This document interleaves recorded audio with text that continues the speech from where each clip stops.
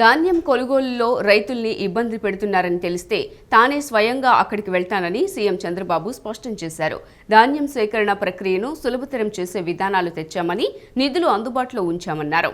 అయినా అధికారులు, ఉద్యోగుల వైఫల్యం కారణంగా ప్రభుత్వానికి చెడ్డ పేరు వస్తే ఎందుకు సహించాలని సీఎం మండిపడ్డారు. తేమ సమస్యను పరిష్కరించేందుకు ప్రభుత్వ పరంగా ఏం చేయాలో ఆలోచించాలన్నారు. బియ్యం రీసైక్లింగ్, స్మగ్లింగ్ అనేది మాఫియాల తయారైందని, దీనిపైన యంత్రాంగం ప్రణాళికతో పనిచేయాలని, విచారణ జరిపి చర్యలు తీసుకోవాలని ఆదేశించారు. ధాన్యం కొనుగోలుపై జిల్లా కలెక్టర్లు, పౌర సరఫరాల శాఖ అధికారులతో సీఎం చంద్రబాబు గురువారం సమీక్షించారు. ధాన్యం కొనుగోలులో ఒక్క రైతు కూడా ఇబ్బంది పడకూడదని అన్నారు. సమస్యలు రాకుండా సేకరణ పూర్తి చేయాల్సిన బాధ్యత అధికారులదేనని తెలియజేశారు. అధికారులు, ఉద్యోగులు రైసు మిల్లర్ల నుంచి సహాయ నిరాకరణ కారణంగా రైతులు ఇబ్బంది పడితే కఠిన చర్యలు తీసుకుంటామని హెచ్చరించారు. జిల్లాల వారీ ధాన్యం కొనుగోలు వివరాలను మీడియా ద్వారా ప్రజలకు తెలియజేయాలని సీఎం ఆదేశించారు. ఐవీఆర్ఎస్ విధానం ద్వారా రైతుల నుంచి సమాచారం తీసుకుంటున్నామని అన్నారు. గత ప్రభుత్వంలో కొన్ని మిల్లులకు మాత్రమే పంపాల్సి వచ్చేదని, సొమ్ము నెలల తరబడి ఇచ్చేవారు కాదని అన్నారు. ఇప్పుడు రైతులు తమ ధాన్యాన్ని ఏ మిల్లుకైనా పంపవచ్చని అన్నారు. 24 గంటల నుంచి 48 గంటల్లోనే సొమ్ము జమ చేస్తున్నామని తెలిపారు. రైతులు వాట్సాప్ ద్వారా పంట అమ్ముకునే సౌకర్యం కల్పించామని పేర్కొన్నారు. రైతులు, మిల్లర్లు, అధికారులతో కమిటీలు ఏర్పాటు చేశామని చెప్పారు.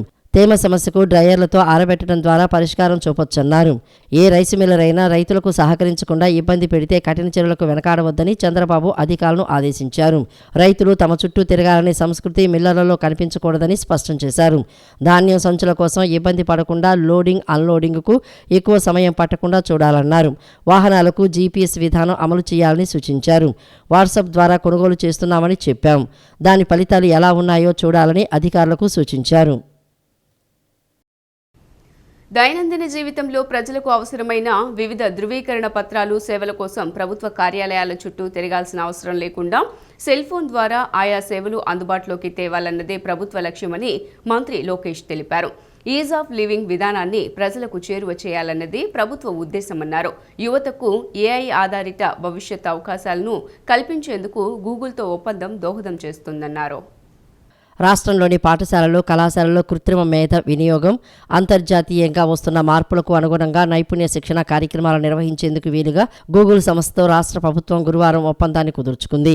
సచివాలయంలో నిర్వహించిన కార్యక్రమంలో గూగుల్ క్లౌడ్ ఇండియా ఉపాధ్యక్షులు MD Bikram Singh Bedi, AP real time governance శాఖ కార్యదర్శి సురేష్ కుమార్ ఈ ఒప్పందంపై సంతకాలు చేశారు. దీని ద్వారా సంప్రదాయ పరిశ్రమలు, చిన్న వ్యాపార సంస్థలకు అవసరమైన ఏఐ ఆధారిత సేవల శిక్షణ కార్యక్రమాలను చేపడుతుంది. యువతకు ఏఐ ఆధారిత భవిష్యత్తు అవకాశాలను కల్పించేందుకు గూగుల్తో ఒప్పందం దోహదం చేస్తుందని అన్నారు. అధునాతన సాంకేతికతను అందిపుచ్చుకొని ప్రజలకు మెరుగైన సేవలు అందించాలన్నదే సీఎం లక్ష్యమని తెలిపారు.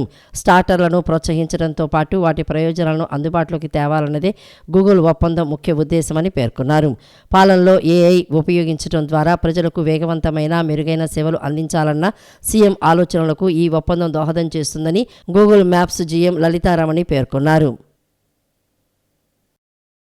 రాష్ట్రంలో రేషన్ బియ్యం అక్రమ తరలింపునకు సంబంధించి కాకినాడ కేంద్రంగా జరిగిన ఘటనలు, ఇతర ప్రాంతాల్లో నమోదైన కేసులపైన సిబిసిఐడితో విచారణ చేయిస్తామని రాష్ట్ర పౌర సరఫరాల శాఖ మంత్రి నాదెండ్ల మనోహర్ ప్రకటించారు.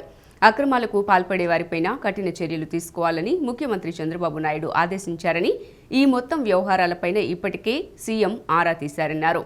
బియ్యం అక్రమంగా తరలించే వారిపైన పీడీ చట్టం కింద కేసులు నమోదు చేస్తామని, ఆ మేరకు చట్టాల్ని సవరిస్తామని తెలిపారు. విశాఖలో ఉత్తరాంధ్ర జిల్లాల జాయింట్ కలెక్టర్లు, డీసీఎస్ఓలు, పౌర సరఫరాల సంస్థ మేనేజర్లు, తూనికలు, కొలతల శాఖ అధికారులతో నిర్వహించిన సమీక్షలో మంత్రి నాదెండ్ల మనోహర్ పాల్గొన్నారు. సమీక్ష అనంతరం ఆయన మీడియాతో మాట్లాడారు. బియ్యం అక్రమ రవాణాను అడ్డుకునేందుకు ప్రభుత్వం కఠిన చర్యలు చేపడుతుందన్నారు. ఇప్పటికే 1066 కేసులు నమోదవగా 729 మందిని అరెస్ట్ చేసి 102 వాహనాలను స్వాధీనం చేసుకున్నామని తెలిపారు. రాష్ట్రం నుంచి 62,000 టన్నుల బియ్యం అక్రమంగా రవాణా జరిగిందని, వాటి విలువ సుమారు 240 కోట్లు అని మంత్రి పేర్కొన్నారు. విశాఖ, కృష్ణపట్నం పోర్టుల కంటే కాకినాడ పోర్టు నుంచే ఎక్కువ మొత్తంలో బియ్యం తరలిపోయాయని, ఇందులో కొందరు అధికారుల పాత్ర కూడా ఉందని అన్నారు. స్టెల్లా షిప్లో అన్ని విభాగాలను కలెక్టర్ ఆధ్వర్యంలో తనిఖీలు చేస్తున్నారని చెప్పారు. బియ్యం అక్రమంగా తరలించే వారిపై పీడీ చట్టం కింద కేసులు నమోదు చేస్తామని, ఆ మేరకు చట్టాన్ని సవరిస్తామని చెప్పారు. గత జూన్లో కాకినాడలో 28 గోదాములపై దాడులు చేయగా 51 లక్షల టన్నుల రేషన్ బియ్యం పట్టుపడ్డాయని, అప్పటి నుంచి ప్రత్యేక దృష్టి సారించడంతో కాకినాడ పోర్టు కేంద్రంగా జరుగుతున్న అక్రమ బియ్యం తరలింపు వ్యవహారంలో స్పష్టత వచ్చిందని చెప్పారు. గత ప్రభుత్వ హయాంలో ఆ పోర్టు స్మగ్లింగ్ డెన్గా మారిపోయిందని మంత్రి మనోహర్ ఆరోపించారు. ధాన్యం కొనుగోలు విషయంలో కానివ్వండి, పీడీఎస్ రైస్ స్మగ్లింగ్ విషయంలో కానివ్వండి, మీరు ప్రభుత్వంతో పాటు కలిసి పనిచేయాల్సిందే. మీరు ప్రభుత్వం ఇచ్చిన ఆదేశాల్ని అమలు చేసే విధంగా నిజాయితీగా, పారదర్శకంగా మీరు చేసుకున్న వ్యాపారాన్ని మేము ఎక్కడ కూడా మిమ్మల్ని ఇబ్బంది పెట్టకుండా ప్రభుత్వ కార్యక్రమాల్లో మీరు భాగస్వాములు అయ్యే విధంగా మీరు నిలబడాలి. అంతేగాని ప్రభుత్వ వ్యతిరేకంగా చేసే కార్యక్రమాల్లో మాత్రం మీరు పాల్గొంటే చాలా ఖచ్చితంగా వాళ్ళపైన యాక్షన్ తీసుకుంటాం. ఈ ఖరీఫ్ సీజన్లో 10,59,000 మెట్రిక్ టన్నులు మేము ధాన్యం కొనుగోలు చేశాం. ఇదొక రికార్డు. అందులో ప్రత్యేకంగా గత 10 రోజుల్లోనే 6,63,000 మెట్రిక్ టన్నులు మా సివిల్ సప్లైస్ కార్పొరేషన్ ధాన్యం కొనుగోలు చేసింది. ఎవరైతే అనవసరంగా రోజు ప్రెస్ మీట్లు పెట్టి రకరకాలుగా మాట్లాడుతున్నారో క్షేత్రస్థాయిలో మీరు పర్యటించండి, తెలుసుకోండి వాస్తవాలేంటో. ఉత్తరాంధ్రలో గత ప్రభుత్వం ఇదే రోజుకి కేవలం 2,092 మెట్రిక్ టన్నులు ధాన్యం కొనుగోలు చేశారు. రైతుకి మేము అద్భుతంగా పరిపాలన చేశామని చెప్తున్న జగన్మోహన్ రెడ్డి గారు తెలుసుకోవాలి ఈ వివరాలు. 2,092 మెట్రిక్ టన్నులు కేవలం వాళ్ళు ధాన్యం కొనుగోలు చేశారు. అదే కూటమి ప్రభుత్వం గౌరవ ముఖ్యమంత్రిగా చంద్రబాబు నాయుడు గారి ఆదేశాలతోటి క్షేత్రస్థాయిలో అద్భుతంగా మేము ఈ కార్యక్రమాన్ని ముందు తీసుకెళ్లి 161,489 మెట్రిక్ టన్నులు ఒక్క ఉత్తరాంధ్రలోనే మేము కొనుగోలు చేశాం. ఎందుకు వీళ్ళకి దుబాయ్లో ఆఫీసులు పెట్టాల్సి వచ్చిందో, ఎందుకు స్విట్జర్లాండ్లో వీళ్ళు అడ్రస్లు ఇవ్వాల్సి వచ్చిందో, ఎందుకు ఈ కంపెనీలన్నీ కొంతమంది చేతుల్లోనే ఉన్నాయో, ఇవన్నీ కూడా రాబోయే రోజుల్లో ఖచ్చితంగా ఇన్వెస్టిగేషన్ జరుగుతుంది. రాష్ట్రంలో సాగునీటి సంఘాలకు డిసెంబర్ 14 నుంచి ఎన్నికలు నిర్వహిస్తామని, తుఫాన్ల వల్ల వాయిదా పడ్డ ఈ ఎన్నికలను రీషెడ్యూల్ చేశామని మంత్రి నిమ్మల రామానాయుడు తెలిపారు. సాగునీటి సంఘాల ప్రాదేశిక నియోజకవర్గాలకు డిసెంబర్ 14న ఎన్నికలు జరుగుతాయని, అదే రోజు ఆ సంఘాల అధ్యక్ష, ఉపాధ్యక్షులు ఎన్నికవుతారని తెలిపారు. రాష్ట్రంలో సాగునీటి సంఘాలకు డిసెంబర్ 14 నుంచి ఎన్నికలు నిర్వహిస్తున్నామని, తుఫాను వల్ల వాయిదా పడ్డ ఈ ఎన్నికలను రీషెడ్యూల్ చేశామని మంత్రి నిమ్మల రామానాయుడు తెలిపారు. సాగునీటి సంఘాల ప్రాదేశిక నియోజకవర్గాలకు డిసెంబర్ 14న ఎన్నికలు జరుగుతాయని, అదే రోజు ఆ సంఘాల అధ్యక్ష, ఉపాధ్యక్షులు ఎన్నికవుతారని తెలిపారు. డిసెంబర్ 17న డిస్ట్రిబ్యూటరీ కమిటీలకు, డిసెంబర్ 20న ప్రాజెక్టు కమిటీలకు ఎన్నికలు పూర్తవుతాయని అన్నారు. వెలగపూడి సచివాలయంలో గురువారం ఆయన విలేకరుల సమావేశంలో మాట్లాడారు. సాగునీటి సంఘాల ఎన్నికలు రాజకీయాలకు, వర్గాలకు, పార్టీలకు అతీతంగా జరగాలని, రైతుల పట్ల సేవాభావం ఉన్నవారిని ఏకగ్రీవంగా ఎన్నుకోవాలని కోరారు. చేతులు ఎత్తే పద్ధతిలో ఎన్నికలు ఉంటాయని, అవసరమైతే ఆ ఎన్నికల్లో పాల్గొనేవారు కోరితే రహస్యంగా ఓటు వినియోగించుకునేలా కూడా అవకాశం ఇవ్వాలని హైకోర్టు చెప్పిన మేరకు అధికారులు ఆ ఏర్పాట్లు చేస్తున్నారని మంత్రి వెల్లడించారు. మళ్ళీ తెలుగుదేశం ప్రభుత్వం అధికారంలోకి వచ్చిన తర్వాత ఈ ఎన్డీఏ ప్రభుత్వం మళ్ళీ సాగునీటి సంఘాలని పునరుద్ధరిస్తున్నటువంటి పరిస్థితి. ఆ సాగునీటి సంఘాలకు సంబంధించి మరి వివిధ శాఖలతోటి అందరితోటి కూడా కసరత్తు చేసి ఏదైతే రేపు డిసెంబర్ 14వ తేదీన ఈ యొక్క సాగునీటి సంఘాలు ఎన్నికలు మరి ప్రారంభమవుతాయనే విషయాన్ని కూడా మీ ద్వారా తెలియజేసుకుంటూ, ఈ యొక్క ఎన్నికలు కూడా 3 అంచెల విధానంగా ఏదైతే డిసెంబర్ 14న మరి డబ్ల్యూఏ నీటి సంఘం టీసీ, అదేవిధంగా ఆ నీటి సంఘం అధ్యక్ష, అదేవిధంగా ఉపాధ్యక్షుల ఎన్నిక జరుగుతుంది. రెండవ విడతగా మరి ఏదైతే మరి సెకండ్ విడత, అదేవిధంగా థర్డ్ విడత, 3 విడతలుగా మరి వాటరు సంబంధించినటువంటి డిస్ట్రిబ్యూటరీ కమిటీ రెండవ విడతగా, ప్రాజెక్ట్ కమిటీ 3వ విడతగా ఇట్లా ఎన్నికలు ఏదైతే జరుగుతున్నాయో అది డిసెంబర్ 14వ తేదీ నుంచి మరి యొక్క సాగునీటి సంఘ ఎన్నికలు జరుగుతాయని చెప్పేసి కూడా మరి మీ ద్వారా కూడా ఈ సందర్భంగా తెలియజేసుకుంటూ, ఏదైతే చంద్రబాబు నాయుడు గారు కూడా చాలా క్లియర్గా మరి ఆయన ఆదేశాలు, ఒక్కసారి వరద వస్తే మళ్ళీ 2-3 సంవత్సరాలు కరువు రానిటువంటి విధంగా ఆ యొక్క వరద నీటిని వడిసిపట్టి మనం నిల్వ చేసుకోవాలి, ప్రతి ఆఖరి ఎకరానికి కూడా సాగునీరు అందించేటువంటి విధంగా మనం చర్యలు తీసుకోవాలి అనేటువంటి ఆయన ఆలోచనలోకి అనుగుణంగానే ఈ యొక్క సాగునీటి సంఘాల ఎన్నికలను కూడా ముందుకు తీసుకెళ్తూ ఉన్నాం. ఏఐ రంగంలో అధునాతన ఆవిష్కరణల కోసం రాష్ట్ర ప్రభుత్వం గూగుల్ సంస్థల మధ్య జరిగిన ఒప్పందం గొప్ప ముందడుగని ముఖ్యమంత్రి చంద్రబాబు అభివర్ణించారు. ఉండవల్లిలోని తన నివాసంలో గూగుల్ క్లౌడ్ ఇండియా ఉపాధ్యక్షుడు కంట్రీ ఎండీ బిక్రమ్ సింగ్ బేడి సంస్థ ప్రతినిధులతో ఆయన భేటీ అయ్యారు. లోకేష్ సమక్షంలో జరిగిన ఒప్పందానికి ముందు వారు సీఎంను మర్యాదపూర్వకంగా కలిశారు. భవానీ దీక్షల విరమణకు వచ్చే దీక్షదారులకు ఇబ్బందులు తలెత్తకుండా ఏర్పాట్లు చేయాలని సిపి రాజశేఖర్ బాబు అధికారులకు సూచించారు. మల్లికార్జున మహామండపంలో ఇరుముడి సమర్పణ ప్రాంతంలో జాగ్రత్తగా ఉండాలని అధికారులకు తెలిపారు. కనకదుర్గ నగర్లో ప్రసాదాల కౌంటర్లు, హోమగుండాలు, గిరి ప్రదక్షిణ మార్గం, ఘాట్ల వద్ద జాగ్రత్తలు తీసుకోవాలన్నారు. దుర్గామల్లేశ్వర స్వామి దేవస్థానం ఆధ్వర్యంలో ఈ నెల 21 నుంచి 26వ తేదీ వరకు దీక్షల విరమణ కార్యక్రమం నిర్వహించనున్నారు. ఈ క్రమంలో పోలీసు, ఉన్నత దేవస్థానం ఇంజనీరింగ్ అధికారులతో కలిసి సిపి దీనికి సంబంధించిన ఏర్పాట్లను గురువారం పరిశీలించారు. మల్లికార్జున మహామండపంలో ఇరుముడి సమర్పణ ప్రాంతంలో జాగ్రత్తగా ఉండాలని అధికారులకు చెప్పారు. కనకదుర్గానగర్లో ప్రసాదాల కౌంటర్లు, హోమగుండాలు, గిరి ప్రదక్షిణ మార్గం, ఘాట్ల వద్ద జాగ్రత్తలు తీసుకోవాలన్నారు. గిరి ప్రదక్షిణ పూర్తి చేసి కెనాల్ రోడ్డు వినాయకుడి గుడి నుంచి క్యూలైన్లో ప్రవేశించిన దీక్షాదారులు ఇరుముడి సమర్పించి ప్రసాదాలు స్వీకరించేంత వరకు ఎటువంటి తొక్కిసలాటకు తావు లేకుండా భద్రతా ఏర్పాట్లు చేపడతామన్నారు. DCP Gautami శాలి, దుర్గగుడి EE Vaikuntharao, DE Ravindra, ఏడీసీపీలు Ramakrishna, Prasanna Kumar, ఏసీపీలు Durgarao, Ramachandra Rao, ఇన్స్పెక్టర్లు Guruprakash, Umamaheswararao, Kondalarao తదితరులు ఈ సమావేశంలో పాల్గొన్నారు. ప్రభుత్వ పాఠశాలల్లోని విద్యార్థులకు నాణ్యమైన విద్య అందించడమే కూటమి ప్రభుత్వ లక్ష్యమని మంత్రి కొలుసు పార్థసారథి తెలియజేశారు. పాఠశాలల అభివృద్ధి, పిల్లల చదువులు, వ్యక్తిత్వ వికాసం పెంపొందించడానికి రాష్ట్ర ప్రభుత్వం చిత్తశుద్ధితో పనిచేస్తుందన్నారు. ఎన్సీఆర్టీ నిబంధనల ప్రకారం పాఠశాలల్లో విద్యాబోధన జరుగుతోందో లేదో క్షేత్రస్థాయిలో పరిశీలించి విద్యాభివృద్ధికి రాష్ట్ర ప్రభుత్వం అన్ని చర్యలు తీసుకుంటుందన్నారు. రాష్ట్ర ముఖ్యమంత్రి పర్యటన నేపథ్యంలో బాపట్ల జిల్లా ఇన్ఛార్జి మంత్రి కొలుసు పార్థసారథి, రాష్ట్ర విద్యుత్ శాఖ మంత్రి గొట్టిపాటి రవికుమార్, రెవెన్యూ శాఖ మంత్రి అనగాని సత్యప్రసాదులు గురువారం బాపట్లకు చేరుకున్నారు. జిల్లా కలెక్టర్ జి వెంకట మురళితో కలిసి బాపట్ల మున్సిపల్ ఉన్నత పాఠశాలలో రాష్ట్ర ముఖ్యమంత్రి పర్యటించే ప్రాంతాలు, సభావేదిక ఏర్పాట్లను మంత్రులు పరిశీలించారు. మెగా విద్యార్థుల పేరెంట్స్, టీచర్స్ మీటింగుకు హాజరయ్యేందుకు వస్తున్నందున పాఠశాల తరగతి గదులు, విద్యార్థుల తల్లిదండ్రులకు నిర్వహించే రంగవల్లులు, తండ్రులకు నిర్వహించే టగ్ ఆఫ్ వార్ పోటీల నిర్వహణ ఏర్పాట్లను అడిగి తెలుసుకున్నారు. వర్షం వస్తే కార్యక్రమానికి ఇబ్బందులు లేకుండా ఏర్పాట్లు చేసుకోవాలన్నారు.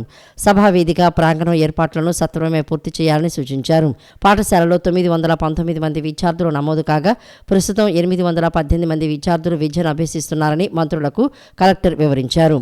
తరగతి గదుల విశాలత లేకపోవడంతో విద్యార్థుల తల్లిదండ్రుల సమావేశానికి ఇబ్బందులు రాకుండా అధికారులు చర్యలు తీసుకోవాలని సూచించారు. పిఏ సిస్టమ్ నడిపించడంలో అవాంతరాలు రాకుండా చర్యలు తీసుకోవాలని సమాచార శాఖ ఏడీని ఇన్ఛార్జి మంత్రి ఆదేశించారు. మీడియాకు పాసులు ఇవ్వడంలో సమస్యలు రాకుండా చూడాలన్నారు. పాఠశాల ప్రాంగణమంతా కలిగి తిరిగారు.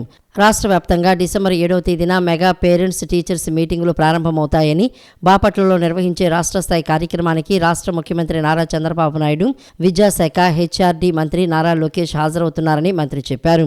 ఈ కార్యక్రమానికి విద్యార్థుల తల్లిదండ్రులు అందరూ హాజరై జయప్రదం చేయాలని కోరారు. పాఠశాలల్లో విద్యార్థులు ఎలా చదువుతున్నారు, ఏ రంగంలో ఆసక్తితో ఉన్నారనే అంశాలను గుర్తించడం కార్యక్రమం ముఖ్య ఉద్దేశమని పేర్కొన్నారు. విద్యార్థులు నిర్లిప్తంగా ఉంటే అందుకు కారణాలు, వారిలో అసంతృప్తి, ఏ సబ్జెక్టుల్లో బలహీనంగా ఉన్నారో గుర్తించి వారిని సరైన మార్గాల్లోకి తెచ్చేలా తల్లిదండ్రులతో చర్చించడానికి రాష్ట్ర ప్రభుత్వం చర్యలు తీసుకుంటుందన్నారు. విద్యార్థుల్లో క్రమశిక్షణ నేర్పేలా తల్లిదండ్రులకు వ్యక్తిగత క్రమశిక్షణ అలవర్చడం, వారి నుంచి సూచనలు, సలహాలు తీసుకుంటామని తెలిపారు. ఇటీవలి వర్షాలకు తడిసి ముద్దైన ధాన్యాన్ని కూడా కొనుగోలు చేయాలని అధికారులకు ఆదేశాలు ఇచ్చినట్లు రాష్ట్ర వ్యవసాయ శాఖ మంత్రి కె అచ్చెన్నాయుడు తెలిపారు. రైతులకు కేంద్రం ఏటా ఇచ్చే 6,000తో కలిపి అన్నదాత సుఖీభవ కింద 20,000 త్వరలోనే అందజేస్తామని ప్రకటించారు. గుంటూరులోని మార్కెటింగ్ శాఖ కమిషనర్ కార్యాలయంలో గురువారం మిర్చి యార్డుపై సమీక్షించిన అనంతరం మంత్రి విలేకరులతో మాట్లాడారు. ధాన్యం కొనుగోలు చేసిన 48 గంటల్లోనే రైతులకు సొమ్ము చెల్లిస్తున్నామని మంత్రి అచ్చెన్నాయుడు పేర్కొన్నారు. కృష్ణా డెల్టాలో 30 రోజుల్లో రావాల్సిన ధాన్యం ప్రకృతి విపత్తుల వల్ల రైతులు యంత్రాలతో నూర్పిడి చేస్తూ 3 రోజుల్లోనే తీసుకువస్తున్నారని చెప్పారు. కొనుగోళ్లలో కొంత జాప్యమైన అన్ని సమస్యలను అధిగమిస్తామని అచ్చెన్నాయుడు పేర్కొన్నారు. రానున్న 3 నెలల పాటు మిర్చి సీజన్లో ఇబ్బందులు లేకుండా క్రయ విక్రయాలు జరిగేలా చూడాలని అధికారులకు సూచించారు. గుంటూరు మిర్చి యార్డులో 350 కోట్ల అక్రమాలు జరిగినట్లు విజిలెన్స్ విచారణలో తేలిందని, ప్రభుత్వానికి నివేదిక అందిన వెంటనే బాధ్యులపై చర్యలు తీసుకుంటామని చెప్పారు. సహకార సంఘాలకు త్వరలోనే ఎన్నికలు నిర్వహిస్తామని తెలియజేశారు. రాష్ట్రంలో సాగునీటి సంఘాలకు డిసెంబర్ 14 నుంచి ఎన్నికలు నిర్వహిస్తున్నామని, తుఫాను వల్ల వాయిదా పడ్డ ఈ ఎన్నికలను రీషెడ్యూల్ చేశామని మంత్రి నిమ్మల రామానాయుడు తెలిపారు. సాగునీటి సంఘాల ప్రాదేశిక నియోజకవర్గాలకు డిసెంబర్ 14న ఎన్నికలు జరుగుతాయని, అదే రోజు ఆ సంఘాల అధ్యక్ష, ఉపాధ్యక్షులు ఎన్నికవుతారని తెలిపారు. డిసెంబర్ 17న డిస్ట్రిబ్యూటరీ కమిటీలకు, డిసెంబర్ 20న ప్రాజెక్టు కమిటీలకు ఎన్నికలు పూర్తవుతాయని అన్నారు. వెలగపూడి సచివాలయంలో గురువారం ఆయన విలేకరుల సమావేశంలో మాట్లాడారు. సాగునీటి సంఘాల ఎన్నికలు రాజకీయాలకు, వర్గాలకు, పార్టీలకు అతీతంగా జరగాలని, రైతుల పట్ల సేవాభావం ఉన్నవారిని ఏకగ్రీవంగా ఎన్నుకోవాలని కోరారు. చేతులు ఎత్తే పద్ధతిలో ఎన్నికలు ఉంటాయని, అవసరమైతే ఆ ఎన్నికల్లో పాల్గొనేవారు కోరితే రహస్యంగా ఓటు వినియోగించుకునేలా కూడా అవకాశం ఇవ్వాలని హైకోర్టు చెప్పిన మేరకు అధికారులు ఆ ఏర్పాట్లు చేస్తున్నారని మంత్రి వెల్లడించారు.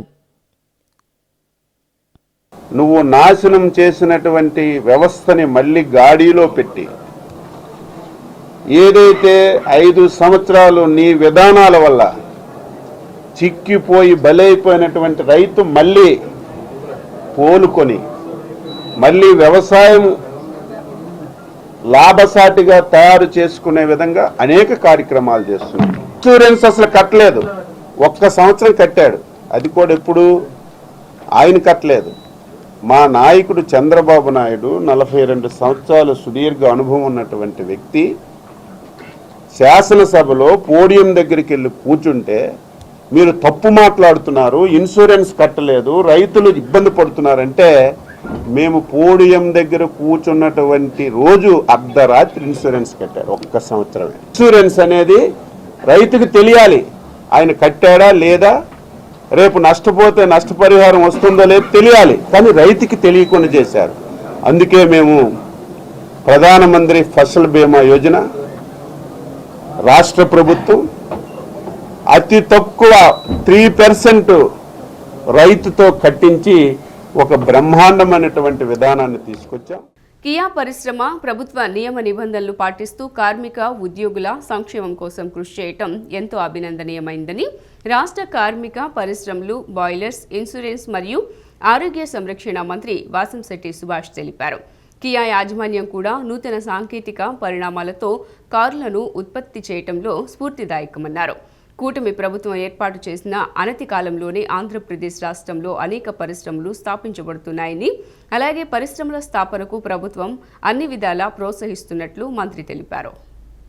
తొలిసారి కార్మిక శాఖ మంత్రిగా పెనుగొండ ఎర్రమంచు గ్రామం వద్ద ఉన్న కియా కార్ల పరిశ్రమను మంత్రి సవితమ్మతో కలిసి మంత్రి వాసంశెట్టి సుభాష్ గురువారం ఉదయం సందర్శించారు. ఈ సందర్భంగా కియా యాజమాన్యం మంత్రులను ఘనంగా స్వాగతించారు. అనంతరం పీఆర్ఓ రాజశేఖర్ ఆధ్వర్యంలో కియా పరిశ్రమ ద్వారా చేపట్టిన అభివృద్ధి, సిఎస్ఆర్ పనులపై పవర్ పాయింట్ ప్రజెంటేషన్ కార్యక్రమాన్ని మంత్రులు వీక్షించారు. అనంతరం మంత్రి మాట్లాడుతూ, ఉమ్మడి జిల్లా కరువు ప్రాంతంలో కియా పరిశ్రమ స్థాపన ద్వారా ఎంతో మంది నిరుద్యోగులు ఉపాధి పొందుతున్నారని అన్నారు. గతంలో రాష్ట్ర ముఖ్యమంత్రిగా నారా చంద్రబాబు నాయుడు కియా పరిశ్రమ స్థాపనకు ఎంతగానో కృషి చేశారని మంత్రి గుర్తు చేశారు. ప్రస్తుతం కియా పరిశ్రమ మరియు అనుబంధ సంస్థల్లో సుమారు 20,000 మంది దాకా ఉపాధి పొందడం ఎంతో హర్షణీయమన్నారు. కార్మిక శాఖ మంత్రిగా తాను తొలిసారిగా కియా పరిశ్రమను సందర్శించడం తనకెంతో చక్కటి అనుభూతి లభించిందని, అంతేకాక ఇతర పరిశ్రమలకు కియా ఎంతో ఆదర్శంగా నిలిచిందని అన్నారు. గత ప్రభుత్వ నిర్లక్ష్యం వల్ల పలు పరిశ్రమల్లో భద్రతా లోపాల కారణంగా 34 మంది మరణించడం జరిగిందని, ఇలాంటి ప్రమాదాలు భవిష్యత్తులో పునరావృతం కాకుండా ముఖ్యమంత్రి నారా చంద్రబాబు నాయుడు నేతృత్వంలో వసుధా మిశ్రా కమిటీ ఏర్పాటు చేయడం జరిగిందని మంత్రి తెలిపారు. తద్వారా పరిశ్రమల్లో జరిగే ప్రమాదాలపై, భద్రతా లోపాలపై వాస్తవాలను, నివేదికలు సమర్పించాల్సి ఉంటుందని అన్నారు. వసుధా మిశ్రా కమిటీ కూడా కియాను సందర్శించి ఆధునిక భద్రతా ఏర్పాట్ల చర్యల గురించి నివేదికలు పొందుపరిచి పరిశ్రమల్లో జరిగే ప్రమాదాల నివారణకై సాధన చేసే విధంగా చర్యలు కొంటామని మంత్రి తెలిపారు.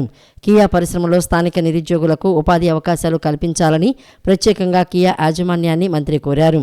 మంత్రి సవితమ్మ మాట్లాడుతూ, కియా అభివృద్ధికి అన్ని విధాలా సహకరిస్తామని తెలిపారు. ప్రపంచవ్యాప్తంగా శ్రీ సత్యసాయి జిల్లాకు కియా పరిశ్రమ స్థాపన ద్వారా గుర్తింపు లభించిందని మంత్రి తెలిపారు. అధిక ధరలకు ఎడాపెడా విద్యుత్ కొనుగోలు చేయకుండా ప్రజలపై అదనపు భారాలు పడకుండా చూడాలని మంత్రి గొట్టిపాటి రవికుమార్ అధికారులను ఆదేశించారు. వైకాపా పాలనలో విద్యుత్ రంగం నిర్వీర్యమైందని, దాన్ని గాడిలో పెట్టేందుకు అన్ని చర్యలు తీసుకోవాలన్నారు. రాబోయే 6 నెలల్లో డిమాండ్కు అనుగుణంగా విద్యుత్ సమకూర్చుకునేందుకు చర్యలు చేపట్టాలన్నారు. ప్రజలపై భారం పడకుండా అవసరమైన మేర కొనుగోలు చేయాలని సూచించారు. రాబోయే 6 నెలలకు విద్యుత్తు డిమాండ్ లభ్యతపై సచివాలయంలో అధికారులతో గురువారం సమీక్షించారు. ఈ సందర్భంగా మంత్రి గొట్టిపాటి రవికుమార్ మాట్లాడుతూ గత ప్రభుత్వం విద్యుత్తు కొనుగోలులో చేసిన తప్పిదాలు ప్రజలకు గుదిబండగా మారాయని అన్నారు. డిమాండ్కు అనుగుణంగా పౌర, పవన్, థర్మల్ విద్యుత్ ఉత్పత్తికి ప్రణాళికలు సిద్ధం చేయాలని తెలిపారు. వినియోగం ఎప్పుడు అనూహ్యంగా పెరుగుతుంది, ఎప్పుడు తగ్గుతుంది అనే దానిపై అధికారులు పరిశీలించాలని చెప్పారు. అందుకు అనుగుణంగా డిమాండ్ లెక్కలను సిద్ధం చేయాలని కోరారు. లో వోల్టేజీ సమస్య తలెత్తకుండా నాణ్యమైన విద్యుత్ సరఫరాపై దృష్టి పెట్టాలని పేర్కొన్నారు.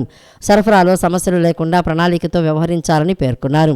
సమావేశంలో ఇంధన శాఖ ప్రత్యేక ప్రధాన కార్యదర్శి విజయానంద్, జెన్కో ఎండీ చక్రధర్ బాబు, ట్రాన్స్కో జీఎండీ కీర్తితో పాటు డిస్కంల సీఎండీలు పాల్గొన్నారు. భారత రాజ్యాంగం తీవ్ర ప్రమాదంలో పడిందని, దానిని రక్షించుకోవాల్సిన బాధ్యత దేశంలోని వామపక్ష ప్రజాతంత్ర శక్తులపై ఉందని సిపిఐ ఎంఎల్ లిబరేషన్ ప్రధాన కార్యదర్శి దీపాంకర్ భట్టాచార్య ఉద్ఘాటించారు. కేంద్రంలోని నరేంద్ర మోదీ నేతృత్వంలో ఎన్డీఏ ప్రభుత్వం దేశంలో వివాదాస్పద మందిరాల సమస్యలను తెరపైకి తెచ్చి విద్వేషాలను రెచ్చగొట్టేందుకు ప్రయత్నిస్తోందని భట్టాచార్య విమర్శించారు. హామీలు అమలు చేయడంలో కేంద్ర రాష్ట్ర ప్రభుత్వాలు నిర్లక్ష్యంగా వ్యవహరిస్తున్నాయని అన్నారు. హామీల అమలు కోసం అందరినీ కలుపుకొని ఉద్యమాన్ని ఉధృతం చేస్తామని తెలిపారు. ఏపీయూడబ్ల్యూజే విజయవాడ యూనిట్ ఆధ్వర్యంలో ప్రెస్ క్లబ్ ఉపాధ్యక్షులు మోదుమూడి మురళీకృష్ణ అధ్యక్షతన విజయవాడ ప్రెస్ క్లబ్లో మీట్ ది ప్రెస్ కార్యక్రమం నిర్వహించారు. సమావేశంలో ఆయన మాట్లాడుతూ రైతులు పండించిన పంటకు కనీస మద్దతు ధరను, దేశంలోని కార్మిక వర్గానికి కనీస వేతనాలను, ఉద్యోగ భద్రతను కల్పించడంలో మోడీ ప్రభుత్వం ఘోరంగా విఫలమైందని అన్నారు. విద్య, ఆరోగ్యం వంటి విషయాలు సామాన్య ప్రజలకు అందుబాటులో లేకుండా పోయాయని ఆందోళన వ్యక్తం చేశారు. సూపర్ 6 పేరుతో ఆంధ్రప్రదేశ్ ముఖ్యమంత్రి చంద్రబాబు ప్రజలను మోసం చేశారని అన్నారు. భారత కమ్యూనిస్టు పార్టీ శత జయంతి సంవత్సరం సందర్భంగా దేశంలోనూ ఉభయ తెలుగు రాష్ట్రాల్లోనూ కమ్యూనిస్టు ఉద్యమ బలోపేతానికి సిపిఐ ఎంఎల్ కృషి చేస్తుందని చెప్పారు. అదానీ, అంబానీల ఆదాయాలు పెరుగుదలతో పోల్చుకుంటే సామాన్య మధ్యతరగతి వర్గాల తలసరి ఆదాయం పెరుగుదల శూన్యమని భట్టాచార్య చెప్పారు. మీట్ ది ప్రెస్ కార్యక్రమంలో దీపాంకర్ భట్టాచార్యను శాలువా జ్ఞాపికతో ఐజేయు జాతీయ సమితి సభ్యులు షేక్ బాబు సత్కరించారు. If Andhra Pradesh, if the corruption took place in Andhra Pradesh when Jagan Reddy was the chief minister, YSRCP government was in power, that makes it all the more natural, logical, rational for Chandrababu Naidu and Narendra Modi to order a probe. What stops them from ordering a probe into this bribery scam? And this is the issue that our members of parliament are raising today in parliament, but it is not being discussed, not being allowed. So the people of India, they are the victims of this corruption. Because if through corruption, overpriced power contracts are secured by the Adani group, it is the people of India who have to bear that price, who have to pay the price of that overpriced power contract. City news ఇంతటితో సమాప్తం. తిరిగి వార్తల్లో మళ్ళీ కలుద్దాం. అంతవరకు సెలవు. నమస్కారం.